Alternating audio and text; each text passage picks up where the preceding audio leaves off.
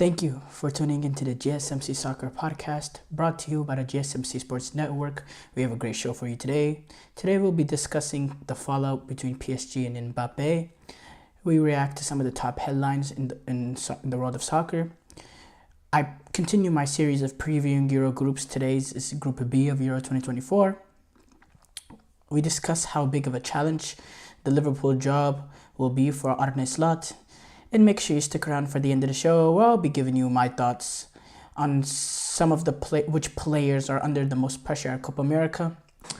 Before we start off, I would like to ask that you like and follow the show. Also, we get a number of questions that come in during the show, so to ensure that your questions get read on the air, I ask that you use the tips and donations link at gsmcpodcast.net with your questions. This puts your questions at the top of the list so that I can see it, and it also really helps grow the show. So again, the link is the gsmcpodcast.net. We have to start off with this situation amongst PSG and Mbappe. There's a falling out between the two. Obviously, this is not something that's surprising. This is something that's been really happening for the past few years now regarding Mbappe's contractual situation and just a little bit back and forth going between them. So, the latest report that came out is that Paris Saint-Germain have yet to pay Kylian Mbappe his bonus and 2 months of wages of 2024, which I believe was April and May. And Mbappe said in a press conference, said that several people made him unhappy.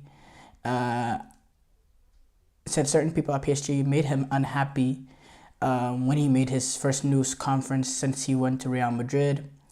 He would sources also said that PSG felt he was ungrateful in what he said, and that PSG won't pay the 80 million in wage and bonuses because they want to recoup the money for his departure, which Mbappe agreed to. Apparently, there was a gentleman agreement Mbappe agreed to with PSG back in August. Mbappe is wanting the money back because PSG voluntarily put him on the bench at the end of the season once he confirmed to the media that he was leaving the club. Actually, he's owed the bonus of February and the wages total of April and May, and we don't know yet if the club is going to pay him the wages for June. At the beginning of the season, Mbappe said that he was told by the PSG hierarchy, I assume Nasser Al-Khelaifi, the CEO and the crew, that he would never play during the season, and that the club tried to do everything possible to make him, to keep him happy over the past 7 years. And he was told, but at the beginning of the season, Mbappe was told that he'll never play again. He said in this conference that he had, by the way, he had this conference with the French national team. He said that Luis Campos, which is the sporting director of PSG, and Luis Enrique, the manager of PSG, were the ones that saved him, were the ones that were able to convince Nasser Khelaifi and the crew to allow Mbappe to play this season, to see out his contract.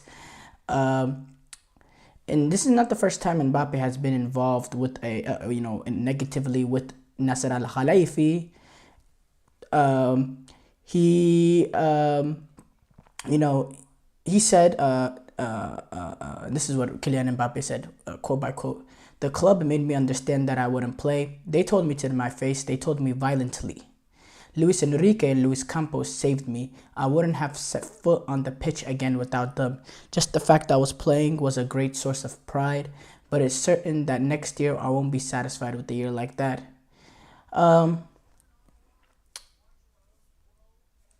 And this is not the first time Mbappe has been close to joining Real Madrid. He was close to joining them in summer of 2022, but he eventually re-signed with PSG. And it's a very like big story to unpack. First of all, let's go. Okay, we're gonna go big picture, but first from this perspective, it really comes down to the fact that Nasser Al Khalifi, he does not want to lose Mbappe on free.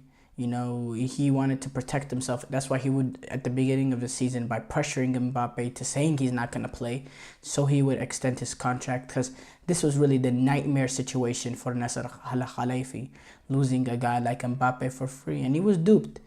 But then again, if you look at it from the bigger picture, PSG have a lot to blame in this, because they fed this beast in Mbappe. They allowed him to turn into the guy he is. The power that he had came from PSG. PSG allowed this. There was a problem, and they let it fester, and they bowed to it, and now they're paying the cost of it.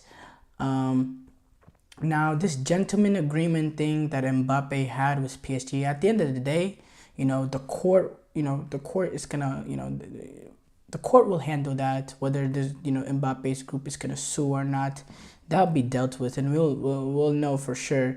A gentleman agreement, at the end of the day, that doesn't mean much if it's not on paper, if it's not in writing. They can't, Mbappe's group can't, or what's it called? PSG can't not pay him because of some sort of gentleman agreement that they had. This has to be, or if there was one and it has something to do with, and PSG voluntarily putting him on the bench, if that is a clause in there, I don't know. That's just a whole tricky situation that the court will have to deal with. But just regarding this, I think Nasser Al Khalifi, he could be angry all he wants, but he should take major responsibility in the fact that he fed the beast that is Mbappe. He allowed him to have so much control of the team when he saw the ridiculous wages that they provide for Mbappe, the ridiculous treatment of a very young guy, of groveling to keep him at PSG, the way that they just absolutely groveled, the way they gave him the power to, to push out guys like Messi, not Messi, but more primarily Neymar, to push guys like him out, to really give him the keys of the team. The way that he had power over what position he played, even though in certain times him playing the number 9 was the best for PSG. The fact that he had the power to play where he wanted and all that, they gave him a lot of power. They did, and it just fed the ego of Kylian Mbappe, and it led to this issue that PSG is facing now. And at the end of the day, Nasser Al Khalifi, if he wanted to get money out of Mbappe, because Mbappe had, when Mbappe resigned, he had a 1-year deal, and it was another option. If he wanted to really get money out of Mbappe, that the January of last season, that was his opportunity. He needed to make it clear with Mbappe, are you going to re-sign with us next season? We need to know now, or else we'll let you out. Instead, he didn't. I guess he couldn't get that commitment. He waited to the summer, and I don't know what Nasser Al Khalifi was thinking, but I guess he just in his head he was assuming, Mbappe is going to re-sign on. We're not going to lose this, star for nothing. And at the end of the day, Mbappe and his agents, they duped PSG, I don't think they necessarily tricked them, because PSG knew what they were signing up for. They knew the structure of the contract. But, maybe Mbappe made it seem like he would be re-signing with PSG through the talks, and maybe Nasser Al Khalifi felt betrayed by that. But at the end of the day, what's on paper is what's on paper. Those reports from earlier a few months ago that they were in a screaming match between Nasser Al Khalifi and Kylian Mbappe. and it's just very, very, it's very, very toxic, and it's, in my opinion, it's very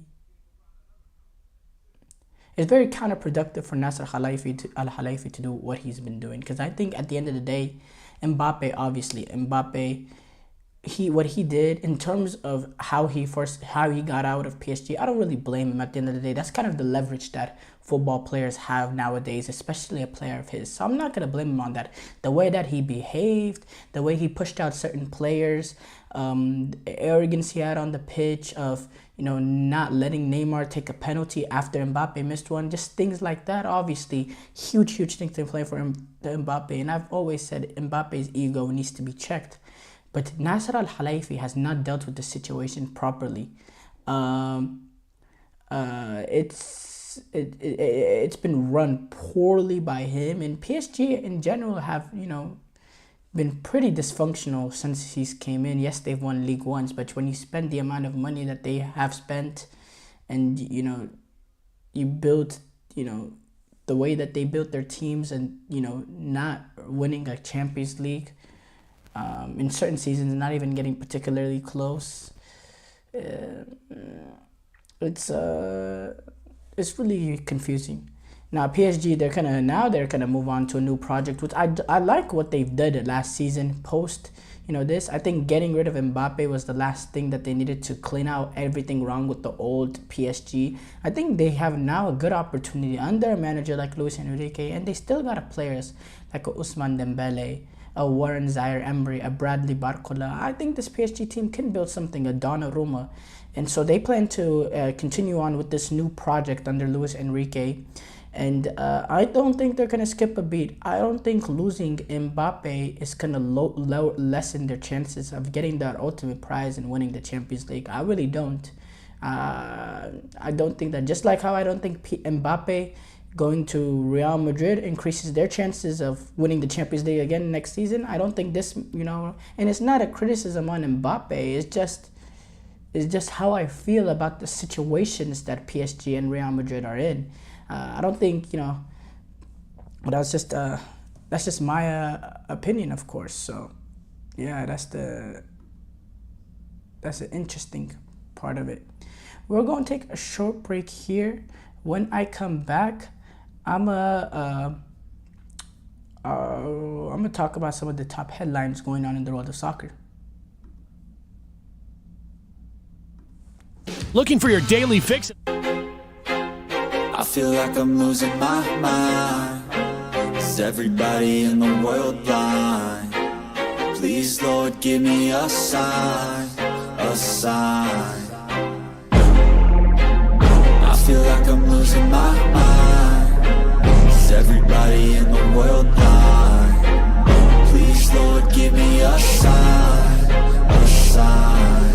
I wanna be the greatest. Everybody on the fake shit. I look around and feel like everybody is the fakest. I make this every day and I'm impatient, hoping one day I blow up from the basement. Statement, the top is so vacant. I don't hear shit that I think is amazing. Waiting for my day when I'm playing sold out shows for 1,000 faces. Hey, give me that crown, get in my way and to be put down. It ain't your place, all this my town. If I want that shit, then I'll get it right now. I'm losing it, the noose it fits. I'm losing shit, a stupid myth. You choose to live or choose to dip. You choose to fight or lose your grip and lose a gift. Before the break, I gave my reaction to the fallout that has occurred between PSG and Mbappe post his exit. It's time to react to some of the top headlines in the world of soccer. Now, obviously, the situation we find ourselves in the world of soccer, it's the post club entering the Euros and Copa America. That's the time that we're in. A little bit less of a busier time. We do have friendlies going on in preparation.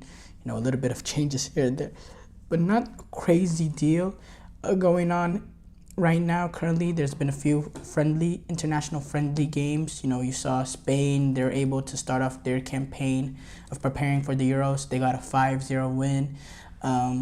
Mikel Oyarzabal was able to get 3 goals into the back of the net. Ferran Torres scored a goal. He could potentially be that answer for the Spain's number 9 issues. France defeated Luxembourg 3-0 today. Mbappe got on the score sheet there. Belgium, they were able to get a 2-0 win over Montenegro as they continued their preparation for the Euros. Denmark, behind an Eriksson game-winning goal, was able to get past Sweden and win that game in the dying moments. Slovakia, they're continuing to prepare for their European Championships. They defeated San Marino 4-0 as they get ready for the European Championship. I think the biggest headline for me amongst the friendlies today was Uruguay completely outclassing Mexico today in terms of physicality, in terms of pure pace and aggression. I just thought the Uruguayans looked more physically, more athletic. They had ball players in the team. I thought Darwin Nunez, he got a hat trick. I thought Facundo Palestri was sensational. Just completely dominated this weak Mexican team. And what Rodrigo Bentancur, what he was able to do in the midfield, he was just a man amongst boys. I'd be very, very concerned if I'm Mexico, seeing this kind of performance, because this kind of the kind of level that they're gonna have to face if they want to make a run in this Copa America. And I think they're in a chance for a long Copa America, and I think there's a very good chance they don't get out of the group, because losing 4-0 to Uruguay, and not the way that they lost, in the manner, it was 4-0 after 46, 47 minutes, and they were just completely outclassed. You had all these players that played in Liga MX versus players that play for Napoli, players that play for Liverpool, players that play for United, players that play for Tottenham, players that play for Atletico Madrid. And the concerning thing about it as well is, you could argue Uruguay don't have the best player on their team, Federico Valverde. They were able to do this without Federico Valverde. This is a team under Marcelo Bielsa. They have a clear way of playing. They have a clear style. And, they're ready to make a run at this Copa America. I think this is a brilliant, brilliant team. And then you look at Jimmy Lozano, this Mexico team. And Jimmy Lozano, he's looking like he might get fired before the Copa America, even though they're already, he's already, they're already parting ways with him. Post Copa America, it might look like he doesn't even survive Copa America. The way that their performance has been a joke, and I don't understand why he's even the manager at this point. If you're gonna replace him as they make their run to the World Cup, why not just bring in the manager early? Maybe they're thinking, the project starts after this Copa America. This just to assess with the young team that they have here. Which at the end of the day, I think that also, stoves off a little bit of the pressure. The fact that this is a young, look, this is not a younger team. This is just a team that doesn't have Memo Ochoa, Santiago Jimenez, Raul Jimenez, and Chucky Lozano. There's still some players that have of age in this team that look very, very bad today. I thought some of the the quality with Mexico is still there. They just don't have the athleticism, and sometimes it just seems off. And the Facundo Pedestri, he looked like a man amongst boys with his pace. Nobody could keep in track of him. Edson Alvarez, he happens to be the better player, one of the better players on this Mexico team, but him just seemed like he was out of it too, playing in that center back position. It's a concerning time for Mexican football, and if they want to have a legit chance to do any sort of damage at this World Cup, something needs to change, and I don't know exactly how you can change it in that fast of a time. I think it's a concerning time. I think the real project is to plan for the 2030 World Cup and to use this World Cup in 2026 as just some, as a form of development, because I don't think they have any sort of legit chance to compete, let alone this Copa America and the World Cup in 2 years. But again, things could change. So never let off hopes if you are a Mexican national team fan. James Maddison, he has been cut from the England Euro 2024 squad. It's a decision. It's a little, maybe a little. This is the 33-man squad, so there's gonna be players that are gonna get cut. But it is a little. It is some news. James Maddison, he had a brilliant start to the season, and if if you use the first couple months of the season, and then if you, let's say the Euros was in like the November of the Copa, like the World Cup was last time, I think James Maddison would definitely be in, based on what his form that he had earlier this year, and he was going to be able to give this England team a little bit difference in terms of creativity and all that. But now, with the form dropping post-injury, and I think you already have a player in Cole Palmer that gives you a lot of similar assets to James Maddison, and someone who's in much better form than him. I don't see a real shot that James Maddison had to give minute. Obviously, he's a guy that can bring in something, but I just think the drop-off was too wide, and, they have just better players at that position. And again, Declan Rice and Jude Bellingham, they have those two midfield positions locked up. Now, if you want to go with a little bit more stability, you can go with a guy like, a Cody Mainu or Conor Gallagher, okay? And then if you want to go a little bit more attack-minded, you'd probably go with a guy like Cole Palmer or Phil Foden. So it didn't seem like, he had a legit shot in that pecking order to get some sort of minutes there. So, maybe this opens up an opportunity for a guy like a Jared Bowen to potentially get into the squad. Maybe an Eze from Crystal Palace. Who knows? Maybe they bring both Ivan Toney and Watkins. It opens up another attacker for the squad. I think this makes it comfortable for guys like Cole Palmer. I think he'll definitely be in. I think Jack Grealish would definitely be in. I think Anthony Gordon, Saka, they're definitely going to be in. But this definitely gives a chance to some of the guys that were on the outer looking in terms of attackers to get in.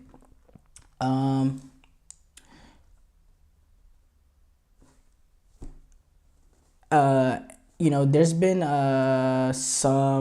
the Amnesty International, they have urged FIFA to assess the human rights risks before awarding World Cups.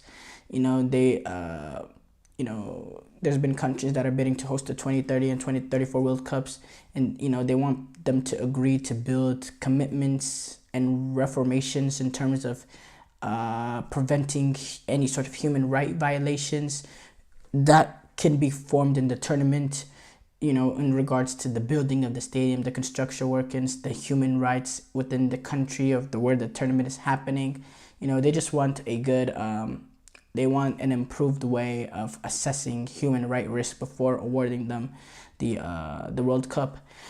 Kevin De Bruyne, he celebrated 100 caps with the goal in the 2-0 win over Montenegro. So I just wanted to throw that out there. Kevin De Bruyne, he continues his brilliant national team career, and I think Belgium are a little bit of a dark horse at this European Championship, because we know the golden generation has passed. They're not at that level anymore, but I still think they're going under the radar. And I think some of the problems that they had at that last World Cup in terms of within the squad, I think those issues are gone. I think also with Domenico Tedesco coming in, it brings a little bit new life within the team. They have the issues with Courtois, which was clear earlier this season, and let's be honest, Tedesco said he's going to give time for injured players to come back. So I think that's another clear indication that this Courtois not being at this Euros has nothing to do with the actual injury. He came back and played in the Champions League final. So let's make it clear. It has nothing to do with the injury, and rather Courtois just doesn't want to play for Belgium, or Tedesco just doesn't want him in. They can say all about what about it, the injury or not, but it's clear the situation was Courtois. And I think it's good to get any sort of bad apple out of the camp, honestly. If this decision did come from Domenico Tedesco, which I don't know if it did, I would be willing to defend him. And you want to get rid of all the bad apples, and yeah, I'd applaud that decision. And there's a decision that takes guts for a guy going into his first major international tournament as a manager. So I applaud him. We're gonna take a short break here. When we come back, it's time to preview Group B of Euro 2024.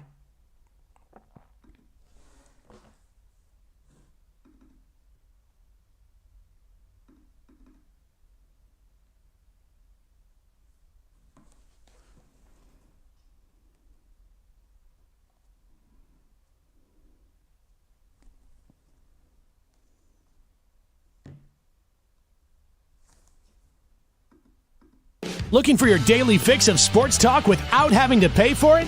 GSMC Sports Network is available on YouTube. Just search GSMC Sports Network. Get your fix of daily sports talk shows on YouTube, absolutely free.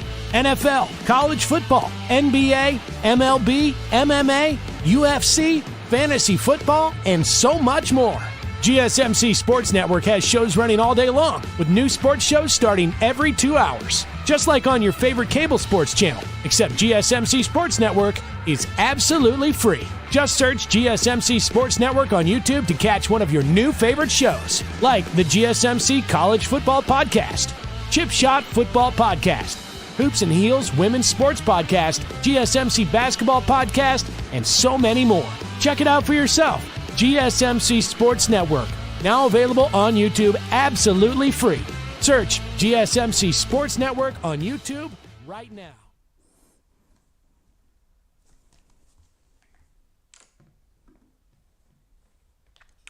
Before the break, we reacted to some of the top headlines going on in the world of football. We move on to preview Group B of Euro 2024. We continue the series. It's time to preview Group B. First of all, I want to say there's a lot going on with this group. In my opinion, you have 3 of the top 9 teams at this European Championship, all within Group B. When you look at the likes of Spain, Croatia, Italy, I think these are 3 teams that could realistically expect to go far. I know Italy are kind of, in a transitional period in terms of their national team, and, they've lost a lot of defenders over the past few weeks, and it's kind of been a crisis in that back line. But I still think they should go into this Euros thinking, we can make some sort of a realistic run. And then you have an Albanian team, which is unique. It's an Albanian team that is not going to be a pushover. It's not going to be in the pushover at this European Championship. They got out of their group by winning it. They won their group over the Czech Republic. Yes, they finished level on points, but they did it. They were the winners of their group, and they're managed by Brazilian manager Silvinho. Who kind of plays who plays good football. He's the ex-Arsenal defender Silvinho, and he discussed how they're embracing the underdog role, and that they're not gonna be in Albania, they're not gonna fear going up against the likes of Spain, Croatia, and all that. So I think this is a very good group. I would say Spain, with the players that they have, with the pedigree that they have in the international tournament over the past few years, I think they fully expect themselves to win this group. But I definitely think we can have a lot of drama in this group. With Croatia opening up against Spain, that's going to be a very interesting game, in my opinion. Very interesting game that I think is going to be tight. I think Croatia, with the experience that they have probably, in my opinion, the best manager at this entire tournament in Zlatko Dalic, and what he's shown his ability to do with this Croatian national team, to make them better than the sum of their parts, to provide a structure for them, and the discipline that they have had under him, in his CV so far. His first World Cup with Croatia, taking them to the final, and then he took them in the 2022 World Cup all the way to third place. He took them to the semifinal, they lost, and then they won the third place game. So I still think this Croatia team, now obviously Luka Modric is aging, and Kramaric, he's still going to be the striker for Croatia, which he's a little weak, but he's coming off a season with 15 goals and 6 assists. So that's a pretty good year for him. He was pretty poor at the World Cup in my opinion. At certain moments, there was not poor, but there was he wasn't at that level, at that semifinal level, and it really showed in that Argentina game. But this season he scored 15 goals, and I think he has a real shot at this Euros. Now Luka Modric, he's had a more bench role at Croatia, at Real Madrid this season, but he's going to come in and he's going to be there.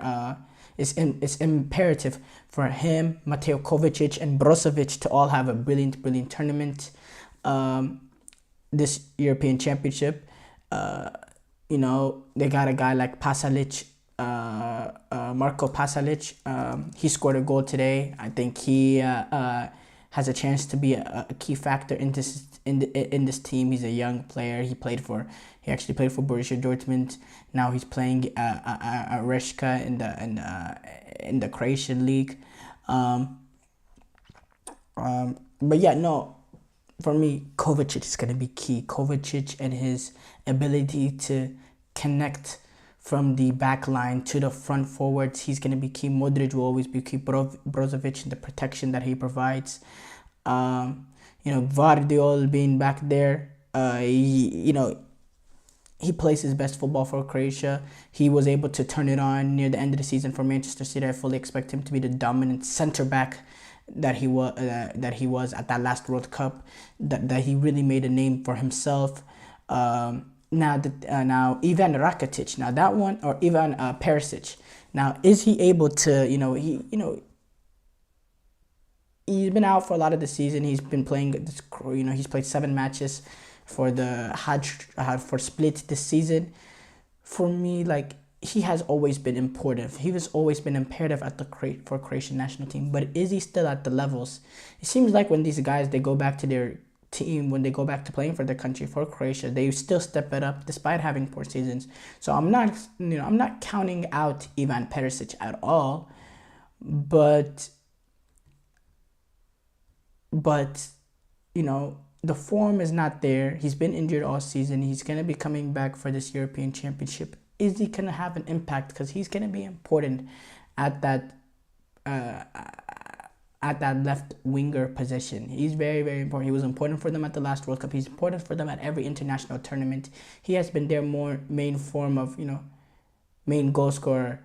And, he needs to be back at that level, if they want to make a run at this Copa America, at this European Championship. Spain, brilliant team under Luis de la Fuente. They have a real mission at this European Championship to really, the Spanish Federation has been under huge criticism over what happened with their former president at the Women's World Cup in that final, that situation. And it's when it comes to the Spanish national team, a lot of the press has been going towards that. And there's not been much attention on this men's national team. And it's this is a good opportunity for them to remake their image under Luis de la Fuente. This is a huge chance for Rodri to really have his breakthrough tournament for Spain, playing his first major international tournament as that number 6. He takes the Sergio Busquets role because Busquets has been there the last few international tournaments, and Rodri has had to, fit alongside him, even play center back at times. But this is now the key is his. He can be the connector, the conductor that he is at Manchester City, really dictating the tempo of games, really dictating the midfield, owning that midfield. I think he's going to do for a huge tournament. Now, the number 9 issue, I think you go up, Alvaro Morata. He had a good start to the tournament. To the season this season, but he's been poor of late. I think you go with a guy like Ferran Torres. That gives you a little bit something different. But Morata could be a wild card after the bench. I think this is a Spain national team that's overall very, very strong, in my opinion. from back to front. I think they're a very, very strong team, and I don't think they should be a team to be slumped on. And then I spoke a lot about this Italy national team over the past few weeks. They are, despite them missing the World Cup in between, they are the defending European Championship, and they entered this European Championship as champions, and they're here they're back to defend their title. Now they have been, their squad has taken a massive hit. They're in a crisis defensively.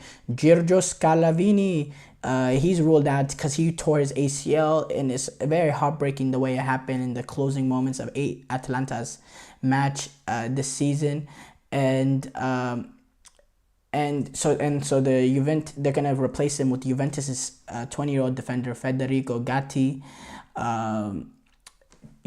Francesco Acerbi, he was injured with the groin injury last week, so he had to be out. So it's a little bit of it's a big concern for Italy. Now, obviously, Luciano Spalletti, he's gonna try to he's done a good job of trying to controlling the media, like waving it off, which I think is the right approach. You can't make this seem like a bigger crisis, or you gotta fake it till you make it, because you don't want that to get into the players, that a lack of belief being there. So I like what he's trying to do.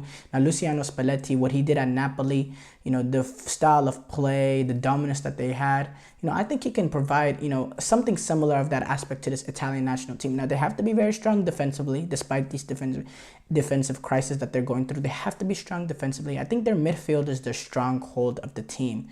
When you look at the likes of when you see a potential team that they can, a potential midfield that they can create with Jorginho, with Barella, Jorginho, I think they can make a strong midfield. Jorginho, Barella, and then I don't know who that third midfielder was to fit alongside them. So, but I think midfield wise, that's their stronghold of the team. But I think attacking wise, you need Chiesa to return to his form from the last Euros. That's imperative. But who do you go with up top now? Retegui is a guy that's it's a dual national that they got from Argentina, and it's a guy that they've kind of little hyped up. He's had a good form for. He scored a few goals for Italy, but in terms of club-wise, hasn't really found the back of the net, hasn't really hit his stride yet. Scamacca, he's been up and down this season, after his failed move to West Ham. So I would go with Scamacca. He did score 12 goals, 6 assists, and I think he gives you a little bit something different. He can be a little bit more of a little bit more of sort of a target man because of his size. Spalletti did say that he's Luciano Spalletti did say questioned his work rate, I guess, saying he's lazy, and it's important for him to in training to prove him wrong, and the work rate does need to improve, and it's just he's a very talented player. He just needs to get it together, and sometimes this European Championship, this atmosphere, gets the best out of players. So I'll definitely put Scamacca, because based on whenever the players are at it, he's clearly the best striker Italy has right now, and that's not saying much, but he is. So I'll definitely play him. But overall, that's just a team. I don't know. Italy, they always show up in these sort of, European Championship, in these major international tournaments. But it really does, I'm really interested. I think we're going to know a lot more about this Italy team after that opening game against Albania, to see how these players respond to this sort of atmosphere, if they have that Italian grit and determination within them. We'll know real soon, but I wouldn't count them out for sure. I would not count them out. But if I have to decide who's going to win this group, I will say Spain, and I think Croatia will finish second. I think Italy finished third, which, they could still potentially move on. And I think Albania will probably finish last. We'll take a short break here. When we come back, I'm going to discuss a little bit about Arne Slot and this new role he has at Liverpool.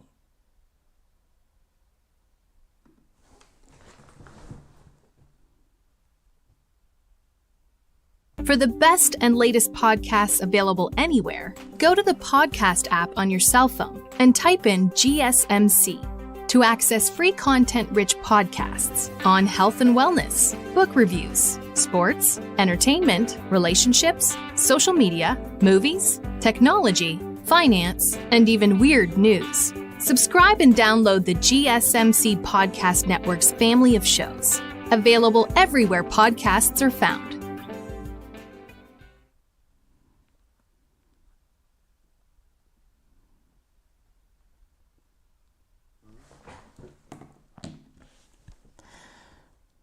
Before the break, I previewed Group B of Euro 2024. We now discuss how big of a challenge this Liverpool job will be for Arne Slot. Arne Slot is in for a huge challenge. Let's make that clear right now. Not because of some sort of crisis Liverpool are in. I think Liverpool, in terms of squad, in terms of all that, I think they're in a decent position. But the fact that he's following up a guy like Jurgen Klopp, a guy with his pedigree, not just because of the trophies that he won at Liverpool, but because of the emotional connection he created with such Liverpool players, with the organization, with the fans, the persona of Jurgen Klopp, I think there's going to be huge expectation and huge pressure from Arne Slot. And I think Jurgen Klopp has done a very good job of making do with a little bit less. When you look at his net spend compared to a lot of the teams that he does compete with when it comes to the Champions League, when you're competing against the teams like Man City, Real Madrid, all this, or in the Premier League competing with the likes of City, United, Chelsea, Klopp has done more with less in terms of net spend, in terms of bringing in. So that's something Arne Slot is going to have to deal with, and not having as much money as Manchester City and all that. Now, whether or not he's able to do that, that's a whole different thing.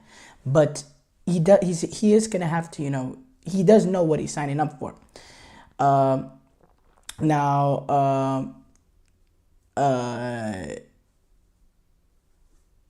Arne Slot was a former player, by the way. He played in the Eredivisie, and then he's been a manager. What he did at Feyenoord, very impressive. But this is a different beast. This is a different beast, and this is a different time. Now, he does play, I guess, somewhat similar style of play to Klopp in terms of that it's attack-minded, but it's not like the heavy metal German pressing type of way. It's a little bit, it's a little bit more attacking, but a little bit more possession-based, just a little bit more possession-based kind of football, which is still good attacking football. Don't get me wrong. It's not the exact same thing. Now, this squad, what could he do with this squad? I think this squad is a squad. This season, you could tell, and there was times that they were hanging on when they were trying to play in this title race. You could tell it was just a next step a little bit too far, and they were hanging on at certain times, and eventually it just collapsed. So I don't think realistically, I think gaining top 4 next season will be a great achievement for Arne Slot. I don't think they're in it for the title race, especially with the transition that the Liverpool players are going to have to make. Now, the good thing for Arne Slot is, Jurgen Klopp did kind of start the transition just a bit, bringing in a guy like Dominic Szoboszlai, Alexis McAllister. Now, I still think you need that one more midfielder to complete that group. I don't think Gravenberch provides that.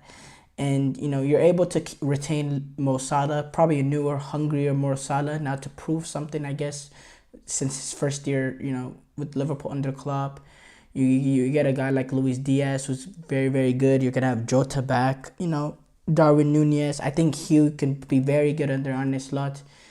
You still have Virgil van Dijk, and a guy like Konate, who's been injury ravaged, but someone who has high potential. And then I like to see what Arne Slot wants to do with Trent Alexander-Arnold. There's a lot of England. They've said they want him to play in midfield if he wants to play, and I don't think that's the best spot for him, because I think his ability to cross the ball, to whip in the balls from the right hand side with that magisterial right foot. I don't think you can. Obviously, in midfield you can pick out balls, and he has shown the ability to do that. I just think he gives you an extra dynamic at that right back position. So I think Arne Slot could really develop. Now that left back position with Andy Robertson, what does he do there? Now Robertson is a little bit aging, but I still think when he plays, he's still a very, very good left back. So I don't think that should be a massive problem, but it's still something to think about. And I just think you can get in a clinical goal scorer. He can continue to develop the likes of Darwin Nunez, Cody Gakpo, and really keep that solid. I really do think Arne Slot has a chance to succeed at Liverpool. It's just that whether or not he's going to get the extra oomph, extra signings to get it over the line, or else they're just going to stay in competing. This is a team that's definitely a little bit thin when it comes to the depth, so I definitely think they need to revamp the depth-wise. But yeah, it's just, for me, I don't think there's many club coach managers that could compete as much as Liverpool were able to compete, despite the net spend being a lot less than the teams that they were competing against. I don't think there'll be any managers that can compete in that situation besides Klopp. That's the main thing that leaves me pessimistic about this Arne Slot situation. This has nothing to do with whether or not Arne Slot is a good manager or not. I think he has a chance. Dutch managers, over the Erik ten Hag, he hasn't really had the best start to his United career, despite winning 2 trophies. He might be on his way out. Don't get me started on that situation, but I don't think it's gonna be like that. But the main thing that does leave me pessimistic is, I don't think bringing in Arne Slot will magically get Liverpool spending with the likes of Chelsea or City or any of those sort of teams and create that kind of, I think what Jurgen Klopp did was amazing in the way that he developed these players. He brought in players that, like a Mo Salah, like a Sadio Mane, like a Roberto Firmino. That front three, they did not cost that much individually. He did have some big signings like a Alisson, like a Van Dijk, like a Naby Keita, who didn't really turn out to be, but most importantly, Alisson and Van Dijk. But that money really came in from having to sell the best player on the team, probably in Philippe Coutinho, to Barcelona, that funded those players coming in. So, it's just, for me, it's whether or not Arne Slot can, have that kind of impact that Klopp had. I'm interested to see. Short break here coming up. When we come back, I'm going to discuss what players are under the most pressure at Copa America.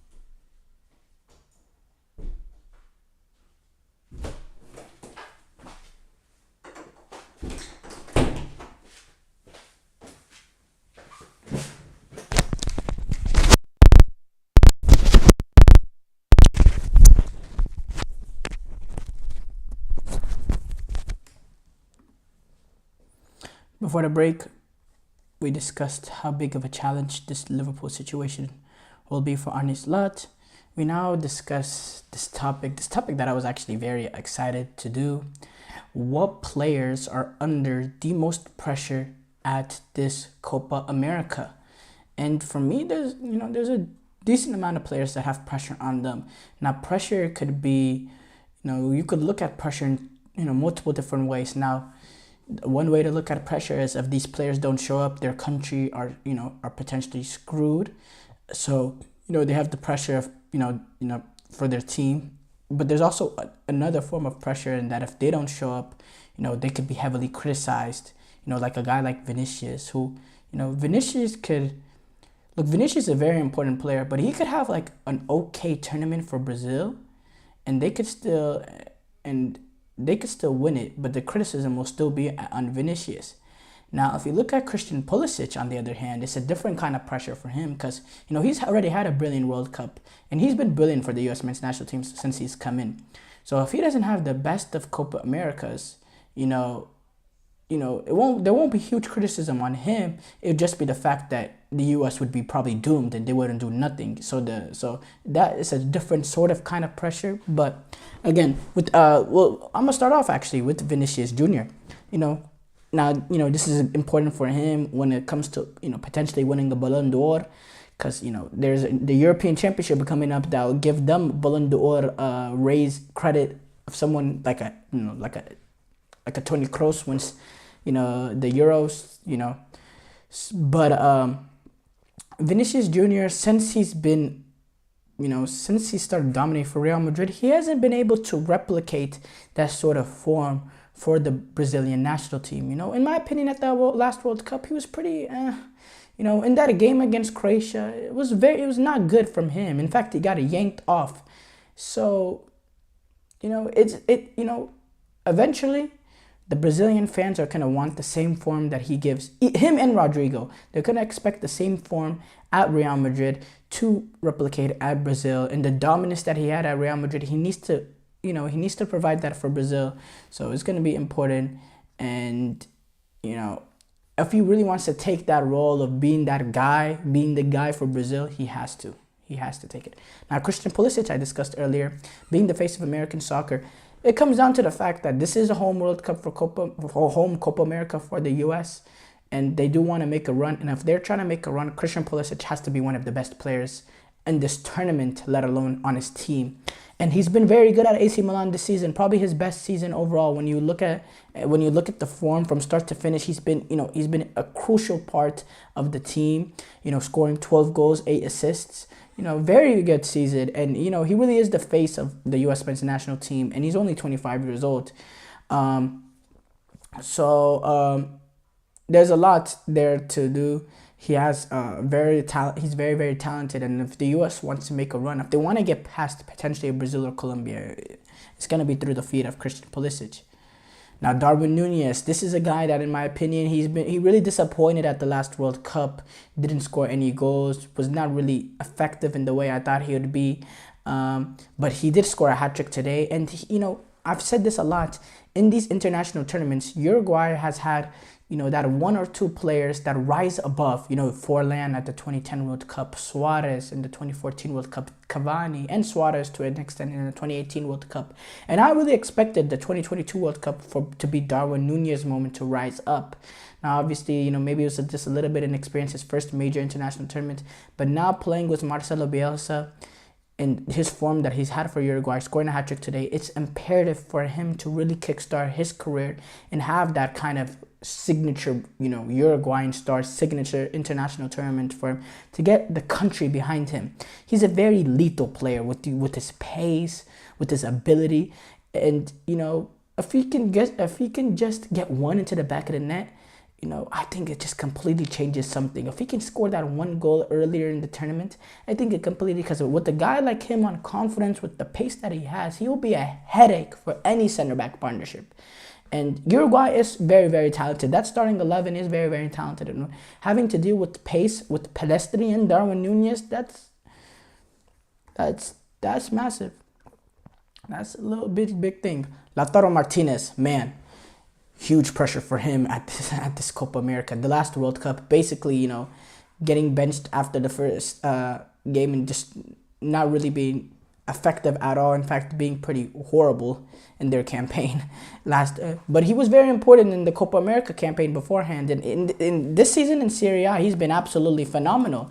And I think this form that he's had this season gives him, with 24 goals and 3 assists, gives him a chance to get back in playing with Messi. Now obviously Julian Alvarez, he also has a stake to claim in that.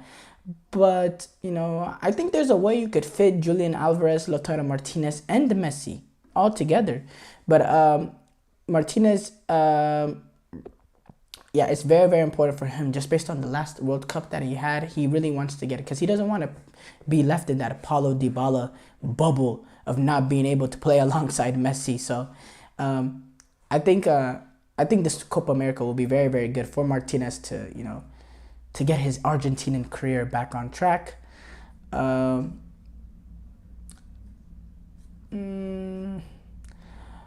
I would say Giovanni Reina is also under huge pressure. He's been really bad. Not really bad, but it's just been not a good spell for him at Nottingham Forest. He's going to head back to Dortmund, which he'll not play with Edin Terzic being there. So he's going to have to, this is a good chance for Copa America to put some good tape on for his resume, for his, to convince a future employer, because he currently doesn't have a situation in his club situation. So, with having, he is 21 and he's still young, and if he's able to have a breakout tournament at this sort of stage, I think it sets his career back on track, and he can make that move to a team that will play him, that will, put him in. Now, is he going to start at this summer? I think he should. Will he? I think so, but if he does start, he does need to be a force, and he does really need to be a star, not just for the U.S. to go far, but for him to get his career back on track. This is a good one. Moises Caicedo, he hasn't had the best season for Chelsea, with the amount of money lined up for. But now he's going to Ecuador and he wants to prove a point. This is an Ecuador team that played very well at the last World Cup despite not getting out of the group stages. He played very, very good. He actually scored a goal in that tournament against Senegal. But Caicedo is one of the brilliant players in my opinion, at this Copa America. In terms of midfielders, I would definitely put him in the top 6 at this Copa America. So I think this is important to show his potential on this kind of stage. At this Copa America. Now Colombia, they want to make a deep run, so I think they're the 4th best team at this Copa America. I discussed the best player for Brazil. I discussed the best player for Uruguay. I'm not gonna put Messi in this topic because if Messi doesn't win this Copa America, it doesn't not make him the GOAT, so I'm not going to go there. But I will discuss Luis Diaz. Luis Diaz is a guy, he's in a strange place in terms of he doesn't get the accolation that he deserves, especially the season that they had that reached the Champions League final.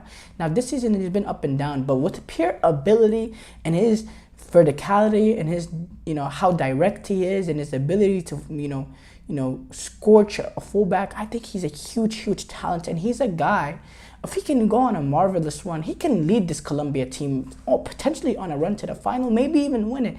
That's the kind of, and he's a 27-year-old. He is in the peak of his prime. And I think, he will be the focal point for this Colombia. So, it's imperative for him to step up and really, enter, this next season, his first season under Slot at Liverpool with a good, with a good tournament and a potential run with Colombia. And I think Colombia, are going to really bank on him. Not just his ability to score goals, which is going to be very, very important, but it's also his ability to create, whip in crosses, get it past a man and make make the back four shift towards him and open up space for someone else and find them. I think he's going to be very, very, very important for Colombia. I would say out of all the best players out there in this tournament, him, Darwin Núñez, Vinicius, they are going to be, and Christian Pulisic, they're going to have the biggest impacts on their team, and they'll be the biggest deciders on how far their teams can go at this Copa America. So, yeah. Thank you for tuning into the GSMC Soccer Podcast, brought to you by the GSMC Sport Network. Your support means a lot to us, so please remember to subscribe to the show and leave a positive review. It really does make a difference. We also invite you to follow us on Facebook, Twitter, TikTok, and Instagram for more content and updates. Thank you once again, and have a wonderful, wonderful day.